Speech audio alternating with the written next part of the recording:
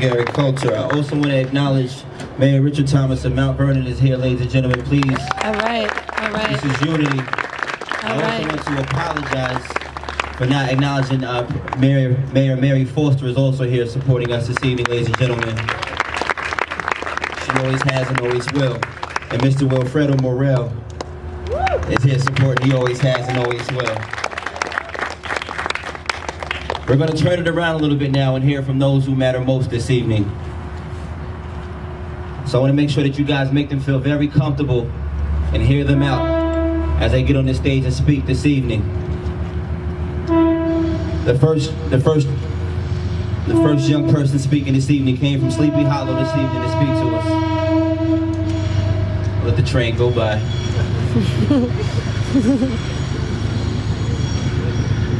So please make her feel real welcome.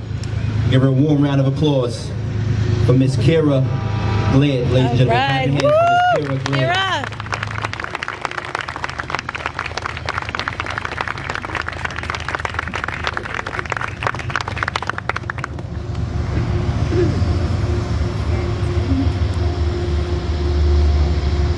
Hi, my name is Kira Gleit, and when I turned 16, I got my driver's permit. When you first turn 16 in New York, you can go to the DMV and take a written test to get your permit after studying. 6 months later, after practicing driving until you're almost perfect, you can take a road test to get your junior license. You need to go through driver's ed or take a 5-hour course just so you're able to fully drive with a senior license at 17. This process takes longer than getting a gun permit in New York. For a rifle or shotgun, you don't need a permit. A handgun does require a permit, but it only takes up to 3 to 6 months to get one. You need to show proof of citizenship, proof of residence, mental health history, arrest, why you want it, and interviews are possible. Yet you don't need any practice or lessons for a license. Gun license should be harder to acquire. Stronger background checks, lessons on shooting, and classes about safety should be mandatory. I personally don't feel all guns should be taken away. You can own a gun, yet better regulation should be required during the licensing process. A gun for your own protection or a job should be allowed, but there is no way that a full military-style assault weapon or weapon of mass destruction should be legal for any non-military personnel. All right. That's right. That's right. My mom recently got sent a link to buy an AR-15. She was horrified. This shouldn't be possible. This is a weapon of war. Congresswoman Nita Lowey is trying to get 3 policies passed. Universal background checks, a required check for almost all firearm transactions, a ban on suspected terrorists on the no-fly list from buying guns without notification to authorities, and a ban on military-style assault weapons. Recently,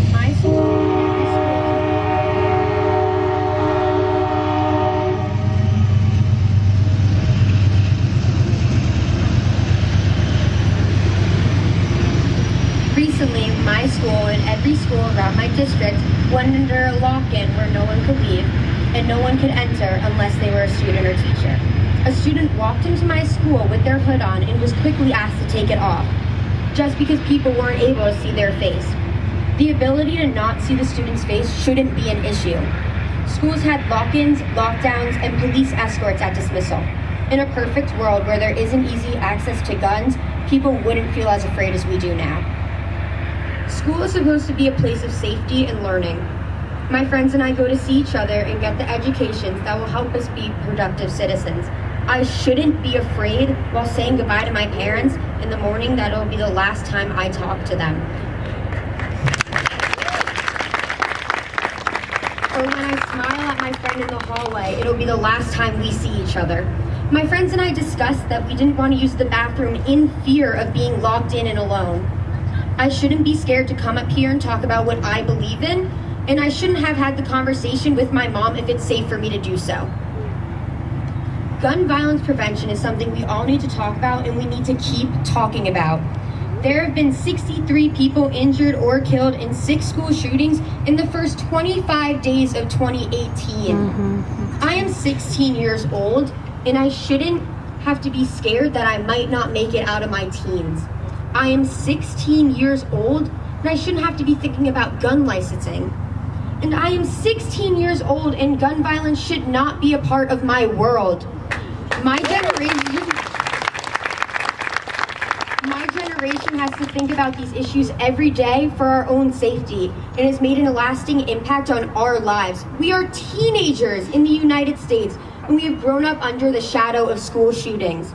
We want to live in a world where we feel safe and protected, and if the adults that claim they can protect us can't, then we will do it ourselves. All right, Kira.